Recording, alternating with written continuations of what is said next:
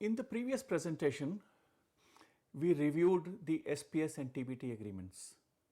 You would have noted that food safety for the purposes of the safety of the health of consumers was covered by Codex.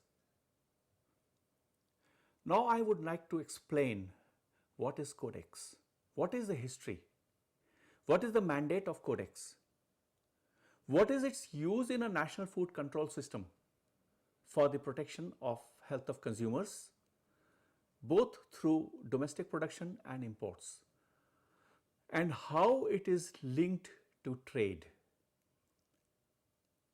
and of course its linkage with the WTO. Let's understand the history first.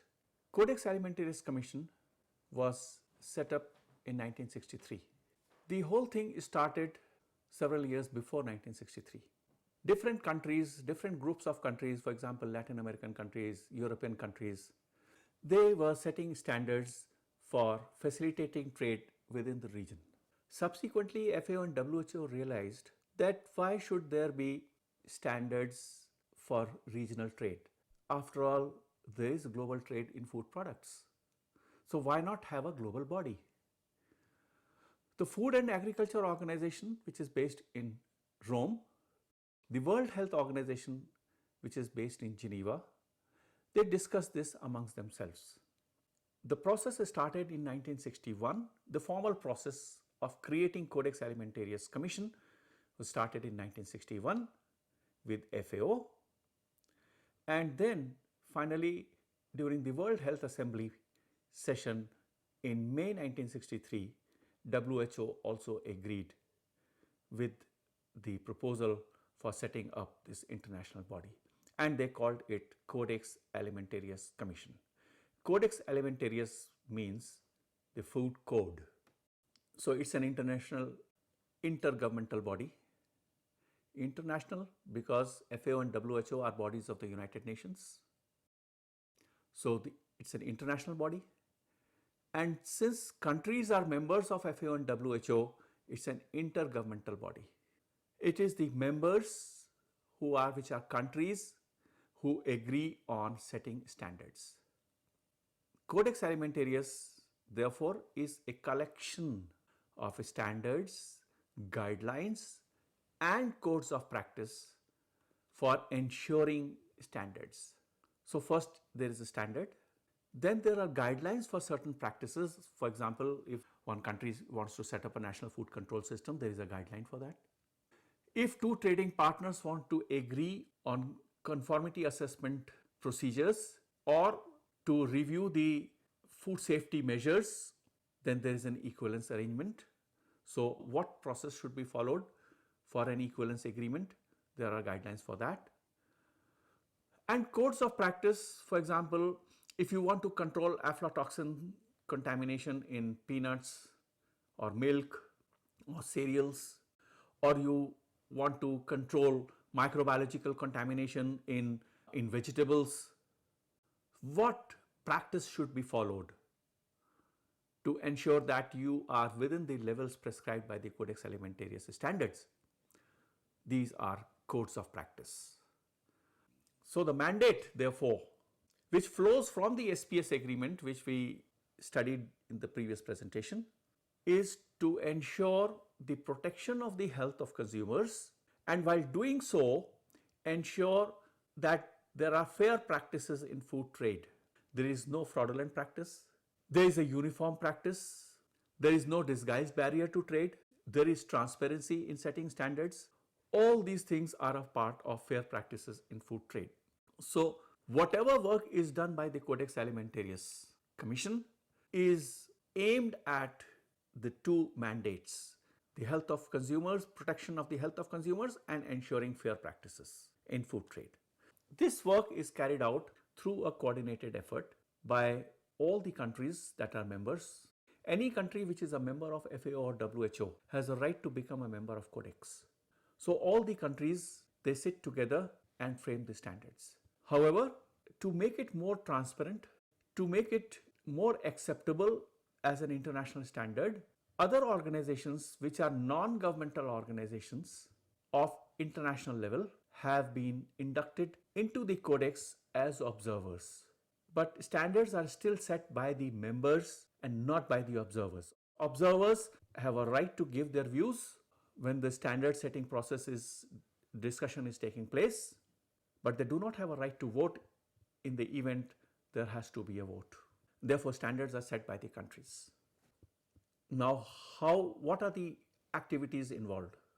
The first one, because SPS agreement says that standards have to be science-based, so there is a system of providing scientific advice through expert bodies to the Codex Alimentarius Commission for setting the standards.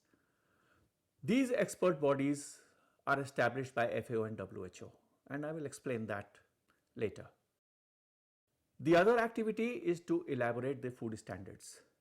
After taking into account the scientific advice provided by these expert bodies and expert meetings of FAO and WHO, the food standards are set by the Codex Alimentarius Commission. And the third one is to build capacity of countries, particularly the developing countries and the least developed countries, to strengthen their food control systems based on international standards, because international standards is the very basis of facilitating trade. So these are the three main activities of the Codex Alimentarius. 99% of the world population is covered by Codex. There are 188 members today. 187 countries are members of Codex, plus one member organization, which is the European Union. So there can be a member organization which can be a part of the Codex Alimentarius. There is only one member organization. But in terms of number of countries, there are 187 countries that are members of Codex. 99% of the world population is covered. Therefore, whatever standards are set by Codex are truly global standards, and that help to protect the health of consumers and facilitate trade. Now, what is the importance of Codex in a national food control system? Supposing a country does not have a national food control system, and if a situation comes that exports decline and imports increase, there could be substandard food products that are produced because of the absence of a national food control system, and therefore substandard food products will get imported also. And if the national food control system does not allow use of international standards, or there is no national food control system in a country, then the country will not be able to export to other countries because of the SPS measures of the importing country. So in both these situations, what happens? It is the domestic market that suffers. And if the domestic market suffers, what is the result? The result is hunger. The result is wastage of food. There is poverty. There is less nutrition available for the people. Substandard food products will get imported. Less exports and limited global negotiating power. Less tourists, nobody will come if there is no food control system. And eventually there will be a negative trade balance, and that is bad for the economy. All this in a combined manner is bad for the economy of any country. Therefore, a national food control system is of critical importance.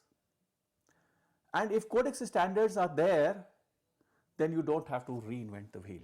So therefore, the solution lies in adopting a policy for food safety, any country for that matter, taking a strategic approach, setting up a regulatory mechanism.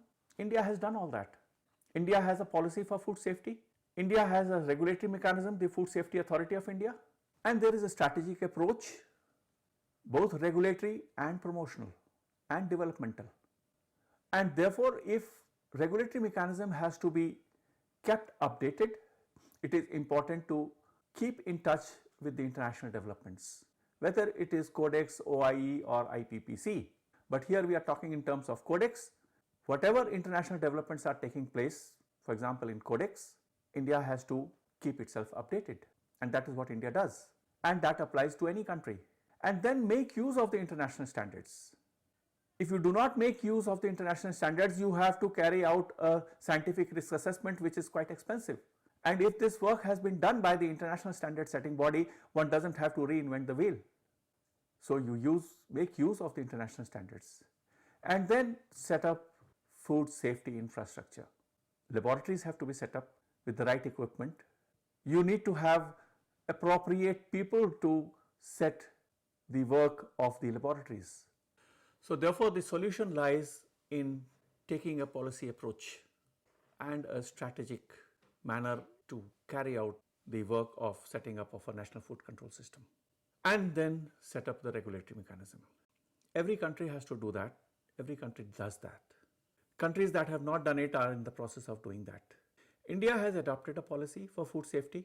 India has a strategic approach which I shall explain, and a regulatory mechanism has been set up by setting up the Food Safety and Standards Authority of India.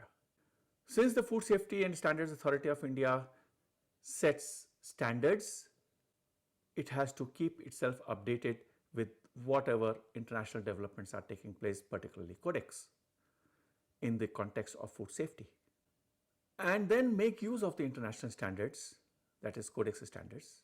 Any country which has to set standards should either carry out a scientific risk assessment and provide data to the trading partners, or follow the international standards, because the work of risk assessment, scientific risk assessment, has already been carried out by Codex, FAO and WHO. So there is no need to reinvent the wheel. Then a food safety infrastructure has to be set up. For example, laboratories, testing protocols, have the people who are food analysts, who understand analysis, who understand validation. There have to be experts, and therefore it is extremely important for any country to invest in training. FSSAI also invests in training. Training of food business operators, training of food safety officers, training of inspectors, training of laboratory people, and this presentation is also a part of the training process to develop capacity in the country for implementing the policy for food safety. And therefore it's important to remain in touch with Codex and understand what Codex is all about. And that is what I am presenting in this presentation. Now, why Codex? What is its relevance? How does it work? What are its achievements? It's very interesting to note. When Codex Alimentarius was set up in 1963, there were only 30 countries that were members of Codex. Most of them were developed countries. Now there are 187 countries that are members, plus the European Union. At that time, there were 16 international non-governmental organizations that were members of Codex, and even governmental organizations. And now there are 234 observers. The budget has increased from $55,000 to $8.8 million for the 2014-15 biennium. The work started from milk standards, and now there are several Codex committees, both for vertical and horizontal standards. There is a procedural manual which has evolved over time, and a very strong Codex secretariat based in Rome with people who work day and night. FAO and WHO teams also provide support, not just in terms of people but also funding support. The entire process of Codex work is collaborative. All countries work together, inclusive. It's a transparent process. And all the risk assessment activities are based on certain principles, the working principles of risk analysis, part of the procedural manual. There are concerns for legitimate factors. And during the 90s, when WTO Uruguay round was concluded, the SPS agreement realized that Codex standards should be the reference standards in all dispute settlement procedures. And therefore, Codex text became a reference point in WTO. It is mentioned in the SPS agreement. Then, capacity building, the Codex Trust Fund, co-hosting, e-working groups, all these are a part of capacity building programs which have been done by Codex, which have evolved over time. And as I said in the previous slide, there were 30 countries and now there are 187 countries. 66 to 70% of the world population lives in the developing world. So there is a big contribution of the developing countries in setting international standards, the Codex standards, and therefore Codex is truly a global body for international standards for food safety. How does it work? It adopts standards based on science, as I said.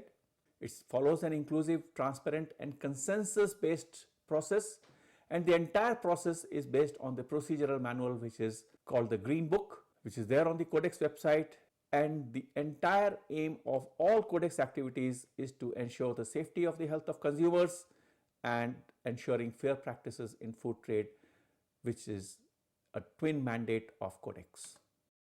What is the relevance of Codex to members? Based on scientific principles, risk analysis, consensus based, therefore it is a truly global body. It covers a wide range: product standards, codes of practice, guidelines, methods of analysis, maximum residue limits of pesticide, veterinary drugs, contaminants.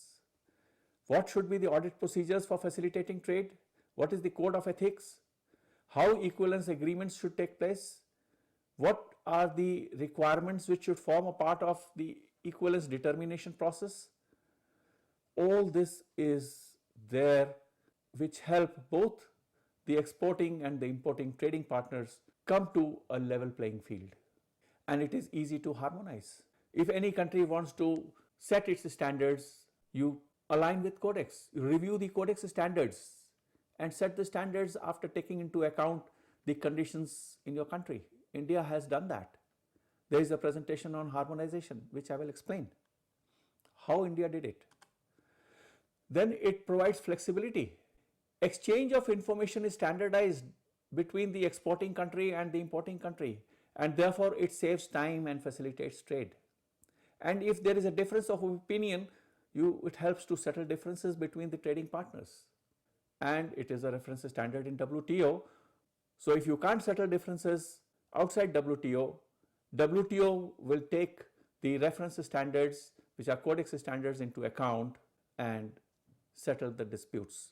I gave you the example of sardines in the previous presentation, but there are other cases of biotech products, hormones, certificate of origin labeling. All these things have been discussed in dispute settlement bodies, and countries have aligned their SPS measures in line with the Codex standards. Just to give you some examples of the work done by Codex, and it is relevant to the developing countries. Standards for mycotoxins, that ochratoxins, melamine, I told you about the problem in China, dioxins, heavy metals, pesticide residues, veterinary drugs, GSFA, general standards for food additives, codes of practice for control of viruses in food, how to set up a national food control system, how do you carry out audit and assessment with their trading partner, how do you carry out the equivalence determination, what are the principles of risk analysis, countries can use that. GM and nutrition labeling, methods of analysis, and several commodity standards, whether it is for fresh fruits and vegetables, or processed fruits and vegetables, or fats and oils, fish and fishery products, meat and meat products, cereals, pulses and legumes, chocolates, mineral water. All these standards have been set by Codex, and these are very relevant to the developing countries, and therefore Codex is extremely important for countries to use in a strategic manner and set their level of protection for the health of consumers of their own country, and also from the angle of imports. Thank you.